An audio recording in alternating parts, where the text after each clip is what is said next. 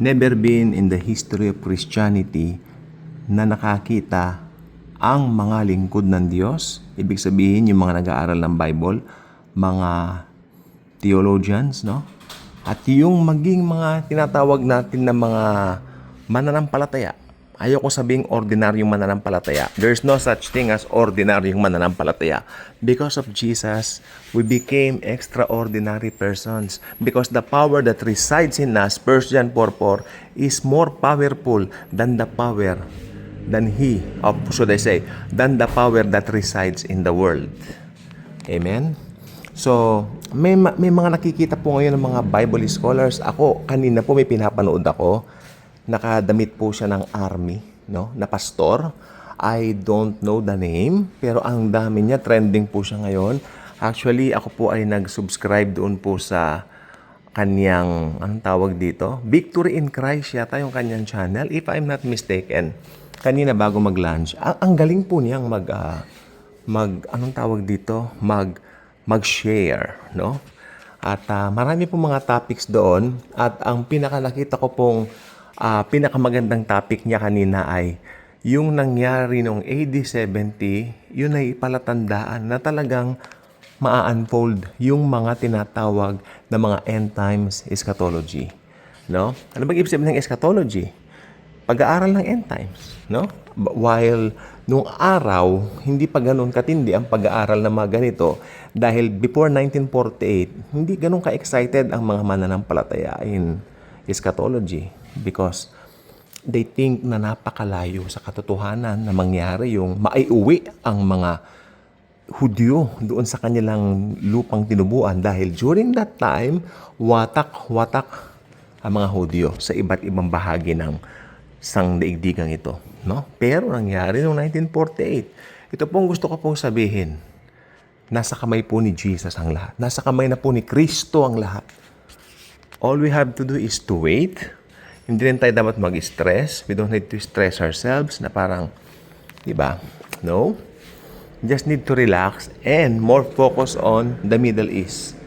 Okay? So, ito po yung time naman na sasabihin ko po sa inyo na medyo ang gagawin lang po natin talagang wait and see attitude. Iwasan din natin mag-speculate ng napakarami sapagkat marami pong nagugulo ngayon ng utak, no? Pero ang isa sa isa sa pinakatututukan ko po ngayon ay ang one world religion. Magkakaroon din doon ng Abraham Accords.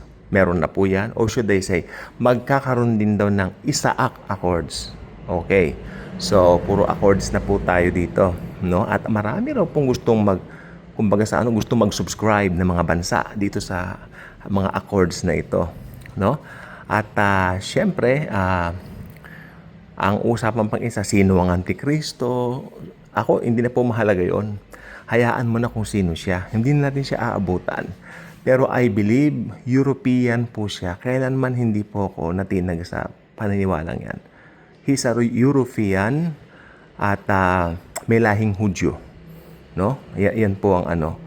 Kasi parang kung sasabihin mong purong Hudyo ang Antikristo, parang hindi ring swak doon sa ibang bahagi ng kasulatan. Kaya ever since noong pa man ang stand namin basta may lahing Hudyo, itong darating na Antichrist, no? Maging purong Hudyo kaya ang Antikristo? Hindi ko rin po alam, hindi rin po ako sigurado diyan. Pero sometimes parang naiisip ko pwede rin siyang purong Hudyo. Pero lately sa mga takbo ng pangyayari, parang na-realize ko parang Hudyo na may lahing European. Ganyan. Dahil, tandaan nyo to, hindi tatanggap ng ibang Mesaya ang mga Hudyo. Stick sila doon sa kanilang Mesiyas. No? Doon sa kanilang identity bilang mga Hudyo. Okay? So, yun lang pong gusto ko pong sabihin po sa inyo.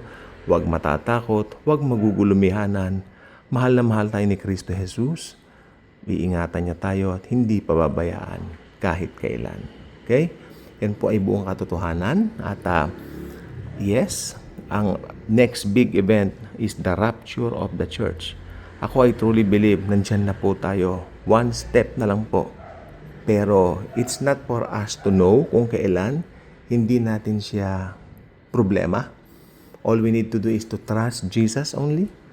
And that's it.